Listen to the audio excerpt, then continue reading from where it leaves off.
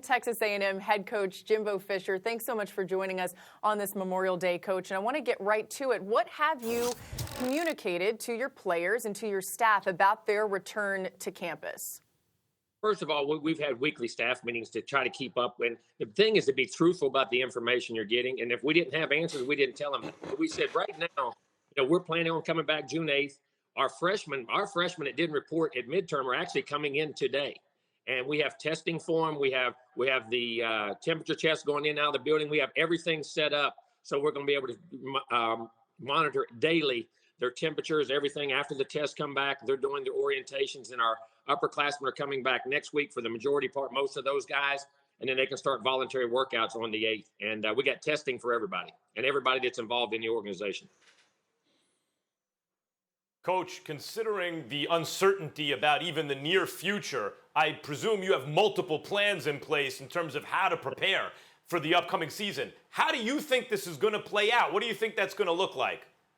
I think what we have to know is be prepared for the unprepared. It's just like you're coaching a game. I hate to say that scenario, but you have a game plan when you go in. They come in doing something different. Somebody gets hurt. You always have alternate plans. I think the main thing, again, is to rely on the information we have from our medical experts, rely on our government. We have a great governor in Governor Abbott and what we're trying to do there, and then rely on the information as far as what the kids and what's going on with the families are telling us, and be safe with the kids. And then we have a plan. I think, the 8th, it looks like, I would say around July, I think you'll start to get back to the normal summer activities and what's coming up. But we have a plan for that. We have a plan for middle July. We have a plan for if it's June 15th or whatever it was, which I don't think it will be now. We had plans for all those. But the main thing is we have to be safe and listen to our medical personnel. Jimbo, listen, man, being a head coach, obviously, I spent time with you. Once you, the head coach of a big institution like you are, you become a part of the climate, and it goes all the way past just coaching the college football level.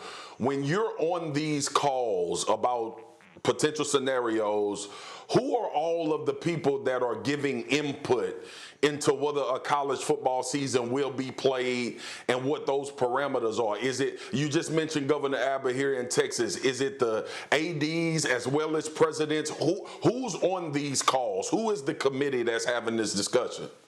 Everybody. You have presidents, you have ADs, you have the medical personnel of each school, you have the medical personnel above each school that are within the state and within the national information. And governors and Commissioner Sankey does a tremendous job of communicating with us coaches in the SEC. The information he gets to us is instantaneous. It's from the top. It's, whether it's from Washington, D.C. or the medical experts across the country. So it's everybody that understands what's going on, not just in your own little cubbyhole or own little world, which I say, but the whole national perspective of what's happening. Coach, you've been in constant communication with your players throughout all of this. I'm curious, have you heard any concern expressed from any players and their families about the idea of coming back to campus and going kind of full-fledged into a lot of this? What's interesting? We actually have it. We actually have it in this regard because what's going on, the families are trusting. We're getting the information. We tell them this is your choice during these voluntary times. We do not have to come back. We understand. But most of them are very anxious, and they realize that, and we've explained the things we have in place with testing. As soon as you get here, we have multiple tests that's going to be after. We have temperature checks coming in and out of the rooms and the workout rooms and how they're cleaning them and the spacing and the amount of people we're going to allow in. So we explain everything out and then let each individual family make that choice. And then you have questions all the time, which I have my son, I have questions. I have questions as a coach because before I present that information, Marcus will understand this from being on the staff with me. I had 10,000 questions because first and foremost, the safety of your players, they're like your children. I don't care. You don't want to put them in harm's way. But you also have to trust things that when you're given the information, that's right, you go with it and you proceed forward. Coach, a lot of different scenarios being discussed, including only playing conference games. What do you think is the most likely from what you're hearing? What do you think is the most likely scenario? Right now, everything is going this perspective. It's going to be a normal year. That we're going to have, we're going to play the non-conference games. We're going to play the conference games.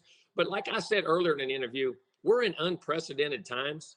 So I think we have to be prepared to do unprecedented things to create the best scenario from a safety aspect for our players, but also from getting this game to go on forward because of the importance of college football And because of what college football not only means to the America, which I think we need, but at the same time to the other sports and the support it does for the surrounding area of a university and the other sports that are at a university. So we have to be prepared to do a lot of things, but first and foremost, safety will be there. But we have to do whatever, whether it's conference games, whether it's play no non-conference games, whether you have fans, you don't have fans. I mean, I think we have to have an open mind to do all those things.